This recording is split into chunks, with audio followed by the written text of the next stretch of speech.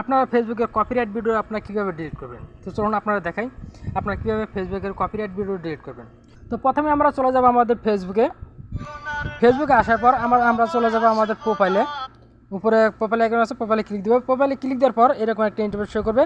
এরকম আমরা এখন নিচে আসবো। নিচে আসার পর এখানে দেখেন হেল্প অ্যান্ড সাপোর্ট, আমরা ক্লিক দেবো হেল্প অ্যান্ড সাপোর্টে।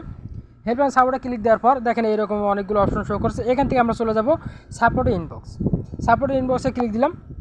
সাপোর্ট ইনবক্স ক্লিক দেওয়ার পর এখানে দেখেন দুইটা অপশন শো করছে। এখানে উপরে দেখেন যে রিপোর্টস অ্যাবাউট আদার্স, তারপর নিচে দেখেন ইওর অ্যালার্টস।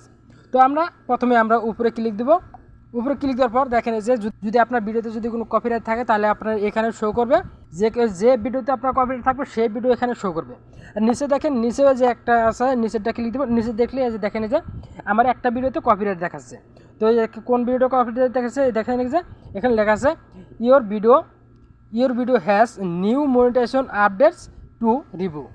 তো আমাদের ভিডিওতে যদি কপিরাইট থাকে তাহলে আমাদের কোনো দিনেও মনিটাইজেশন অন হবে না।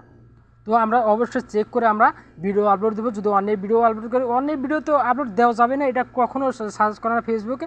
আর অনেক ভিডিও আপলোড করলে আপনার কোনো দিন মনিটাইজেশন হবে না। আপনারা চেষ্টা করবেন নিজের কন্টেন্ট নিজে বানিয়ে আপনার ফেসবুকে আপলোড দিতে। তাও নিজের কন্টেন্ট আপনারা দেখবেন অনেক সময় নিজের কন্টেন্ট যদি আপনারা আপলোড করেন তাও দেখা যাচ্ছে অনেক সময় কপিরাইট দেখাচ্ছে। তো কপিরাইট যদি দেখায় তাহলে আপনারা এইভাবে শো করবে, যে ভিডিওতে কপিরাইট আছে সেই ভিডিওতে এখানে শো করবে। তো আমার দেখেন যে এখানে একটা ভিডিওতে কপিরাইট আছে, এখানে একটা ভিডিওতে দেখাচ্ছে। তো আমি ভিডিওতে উপর ক্লিক দিলাম। ভিডিওর উপর ক্লিক দেওয়ার পর দেখেন যে এখানে এই ভিডিওটা শো করছে, এই ভিডিওতে আমার কপিরাইট আছে। তো দেখেন এখানে লেখা আছে your video has new updates to review. তারপর লেখা আছে দেখেন this video is sharing at review with music rights honours. তার মানে এই ভিডিওটা আমার না, অন্য কারো ভিডিও।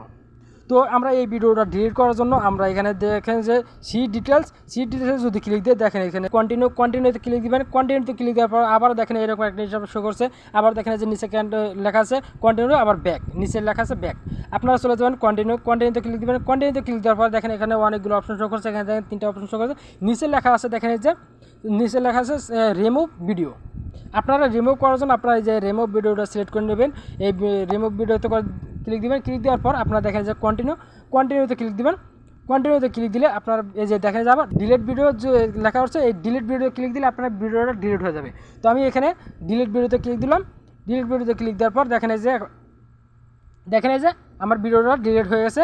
দেখেন এখানে লেখা হচ্ছে ইওর ভিডিও হ্যাজ রিমুভ। তো আমার ভিডিওটা অলরেডি ডিলিট হয়ে গেছে। তো আমরা এখান থেকে ক্লোজে কেটে দিব। ক্লোজে কেটে দেওয়ার পর দেখেন এখানে আমি আবার চেক করি, দেখি আমার ভিডিওতে আবার এটা গেছে কিনা। তো আবার চলে গেলাম সাপোর্ট ইনবক্সে আসার পর আমরা চলে যাব ইওর অ্যালার্টস। দেখেন যে আমার ভিডিওটা একদম ক্লিয়ার হয়ে গেছে, আমার ভিডিও ডিলিট হয়ে গেছে। তো আপনারা অবশ্যই কপিরাইট ভিডিও আপনারা কোনো সময় রাখবেন না, অবশ্যই চেক করবেন। চেক করে আপনারা ভিডিওটা কেটে দিবেন কপিরাইট ভিডিও। তো আশা করি ভিডিওটা ভালো লাগলো। যদি ভিডিওটা ভালো লাগে থাকে তাহলে অবশ্যই লাইক কমেন্ট শেয়ার করে পাশে থাকবেন।